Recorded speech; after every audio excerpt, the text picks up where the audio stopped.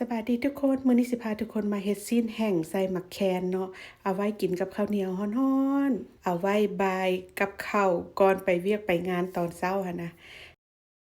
มาเบิ่งวิธีเฮ็ดกันเลยว่าเฮ็ดแนวใดก่อนอื่นหมดก็สิมาซอยซีนเนาะมื้อนี้ข้อยได้ซีนเสือห้องไห้งามๆก้อนนี้นี่ประมาณ5กิโลเนาะแต่ว่าข้อยก็สิบ่เฮ็ดหมดเนาะข้อยสิเฮ็ดแต่โลเดียวกายนั้นข้อยสิเอาไว้ปิ้ง ซอยเป็นตอนบ่น้อยบ่ใหญ่หลายประมาณนี้เด้อทุกคนหรือว่าถ้าแม่นไผบ่มักมันแบบนี้ก็สามารถใส่เป็นซีนส่วนอื่นก็ได้เนาะบ่ว่าสิเป็นสันนอกสันในก็แล้วแต่ว่าข้อยนี่มักกินซีนแห้งที่มีมันติดแบบนี้ถ้าแม่นไผอยากเฮ็ดเป็นซีนทุบหันน่ะข้อยแนะนำให้เป็นซีนที่บ่ติดมันเนาะแล้วก็ซอยเป็นตอนเอาใหญ่ๆเนี่ยเด้อ อันนี้จะเป็นหมักแคนเด้อทุกคนข้อยจะใส่หมักแคนอยู่2บวงแกงเนาะให้ทุกคนเอาไปตำให้มันมุนละเอียดเลยเด้อหลังจากนั้นก็มาเริ่มเอือบซีนกันเลย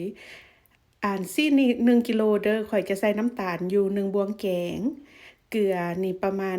ครึ่งบวงแกงเนาะแล้วก็แป้งนัวใส่น้อยแซ่บน้อยใส่หลายแซ่บหลายหลังจากนั้นก็ใส่คะนอร์ลงไป1บวงแกง ต่อมาก็สิเป็นหมักแคน2บวงแกงหรือว่าแม่นไผมักหลายกว่านั้นก็สามารถใส่หลายกว่านั้นได้เด้อแล้วแต่ความมักเนาะหลังจากนั้นก็ใส่หมักเผ็ดป่นลงไปอันนี้ข้อยอยากกินอาวเผ็ดๆแหน่ก็ใส่อาวหลายหน่อยหนึ่งเนาะหลังจากนั้นก็เอือบทุกอย่างให้เข้ากันดีเนาะเอื้อมให้เครื่องปรุงมันเข้าเนื้อเข้าหนังกับซีนค่อยใส่เครื่องปรุงแบบบ้านๆเนาะเกลือคะนอร์แป้งนัวแล้วก็แล้วสิบ่ได้ใส่ซีอิ๊วบ่ได้ใส่ซอสหอยเพราะว่าข้อยอยากให้เครื่องปรุงนี่มันติดอยู่กับตอนซีนแบบนี้หันนะถ้าเราใส่เครื่องปรุงพวกเป็นน้ำนี่พวกหมักเผ็ดพวกหมักแคนมันก็สิบ่ติดกับซีนดีหันนะฉะนั้นต้องเฮ็ด แห้งๆแบบนี้เด้อทุกคน หลังจากนั้นก็พักไว้ประมาณ2ชั่วโมงแล้วก็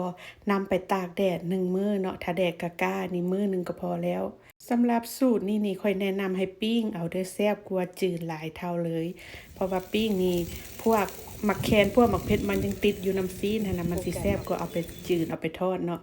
แล้วก็เอามาบายข้าวกินร้อนๆแบบนี้รสชาติสุดยอดเลยลองเอาไปเฮ็ดกินเบิ่งเด้อ